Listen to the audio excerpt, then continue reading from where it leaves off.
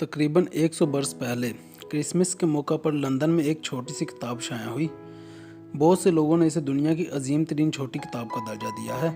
जब ये किताब पहले पहल शाया हुई तो दोस्त जहाँ कहीं भी एक दूसरे से मिलते सबसे पहले यही पूछते कि क्या तुमने वो किताब पढ़ी है, और हर कोई यही जवाब देता, हाँ पढ़ी है।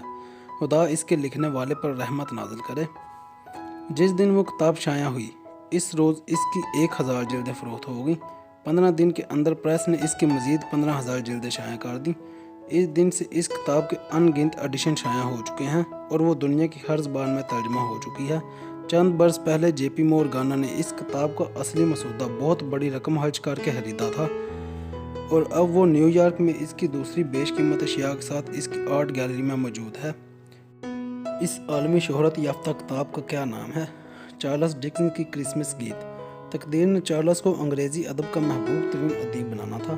इसके बावजूद जब इसने लिखना शुरू किया तो वो दोस्तों के मजाक से इस कदर हाइफ था कि इसने अपनी पहली कहानी का मसूदा रात की तारीकी में डाक के सपुर्द किया कि इसे कोई देख ना ले।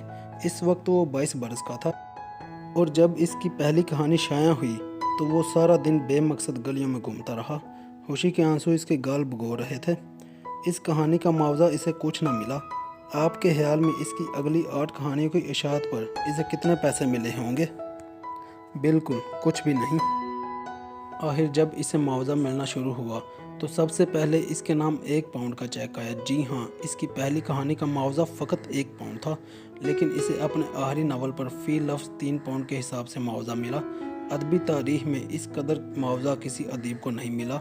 गौर करें, 3 पाउंड फ़ी लफ्ज़। लोग बहुत से मुसन्नफ़ों को इनकी मौत के 5-6 बरस बाद भूल जाते हैं, लेकिन डिकेंस की मौत के 63 बरस बाद भी इसके नाशरों ने इसके लवाहिकीन को 40,000 पाउंड क्रिसमस का गीत का मुआवजा दिया।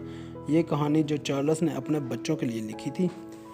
गुज़िश्ता 100 साल से चार्ल्स डिकेंस के नावल बहुत बड़ी तादाद में बिक रहे हैं। शेक्सपियर के ड्रामों और बाइबल के बाद इनका नाम आता है। थिएटर और फिल्मी दुनिया में दोनों जगहों पर वो बहुत मकबूल हुए। चार्ल्स की तलीमी ज़िंदगी 4 बरस से ज़्यादा ना थी। इसके बावजूद इसने अंग्रेज़ी अदब के 17 बेहतरीन नावल लिखे। इसके वालिदैन एक स्कूल चलाते थे, लेकिन वो कभी इस स्कूल में नहीं गया था क्योंकि वो स्कूल लड़कियों के लिए था। स्कूल के दरवाजे पर ये अल्फाज लिखे थे, मिसेस डिकेंस का स्कूल। लेकिन लंदन में एक भी ऐसी लड़की ना थी जो इस स्कूल में पढ़ने के लिए आती हो। स्कूल का बिल रोज़ ब रोज़ बढ़ रहा था। कर्ज हुआ हर रोज़ इसके वालिद का दरवाज़ा तोड़ते थे। आखिरकार उन्होंने गुस्से में आकर इसके वालिद को कैद करा दिया। चार्ल्स का बचपन बड़ा तारीक और काबिल रहम था। जब इसका वालिद कैद हुआ इस वक्त इसकी उम्र सिर्फ 10 साल थी। कुंबे के लिए गुजर औकात के लिए भी कुछ ना था।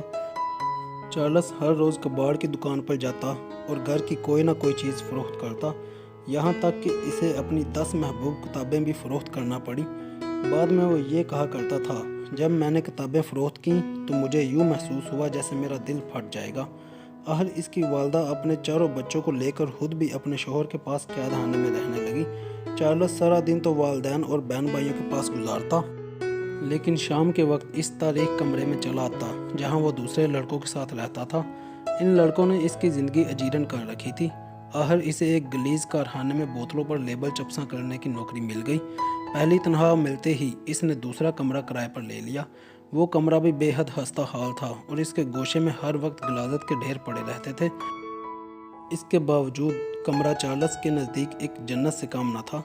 बाद के अयाम में चार्ल्स ने ऑलिवर ट्विस्ट का किरदार तहलीक करके अपने बचपन का इंतकाम ले लिया। चार्ल्स ने घरेलू ज़िंदगी के मुतल्लिक़ बड़े जामिया और उम्दा मनाज़र लिखे हैं।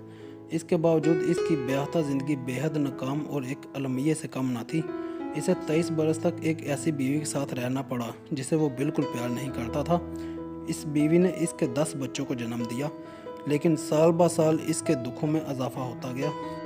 सारी दुनिया इसके कदमों में बिछी हुई थी, लेकिन इसका अपना घर तलहियों का मजमा था। आखिरकार इसकी घरेलू ज़िंदगी इस कदर तलख हो गई कि इसकी कुव्वत बर्दाश्त मज़ीद मुतहम्मल ना हो सकी। लिहाजा इसने एक गैर मुतवक्का बात कर दिखाई। इसने अपने रसाले में ऐलान कर दिया कि वो और इसकी बीवी एक दूसरे से जुदा हो चुके हैं। क्या इसने इस बात का इल्ज़ाम अपने सर लिया? नहीं, बिल्कुल नहीं।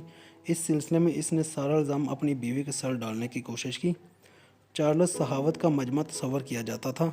जब वो फोत हुआ اپنی سالی کے لیے 40,000 پاؤنڈ چھوڑ گیا، لیکن اپنی بیوی کے لیے وصیت نامے میں فقط 7 پاؤنڈ ہفتہ لکھ گیا، فقط 7 پاؤنڈ ہفتہ وار۔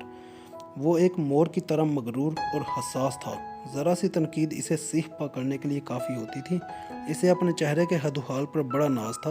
جب 1842 عیسوی میں وہ پہلی دفعہ امریکہ گیا تو اس کا رنگین لباس دیکھ کر وہاں کے لوگ حیران رہ گئے۔ وہ عوامی جگہوں پر لوگوں کے سامنے بالوں میں کنگھی کیا کرتا تھا۔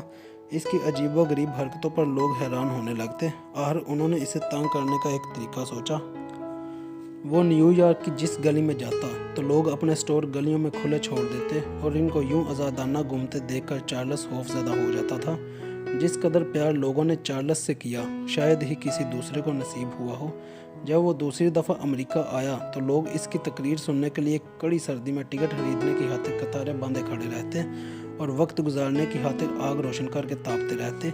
ایک دفعہ جب تمام ٹکٹ فروخت ہو گئے اور سینکڑوں لوگوں کو مایوس جانا پڑا تو انہوں نے فساد برپا کر دیا۔ ادبی تاریخ متضاد کرداروں سے بھری پڑی ہے، لیکن چارلس ڈکنس جیسا متضاد شاید ہی کوئی کردار ہو۔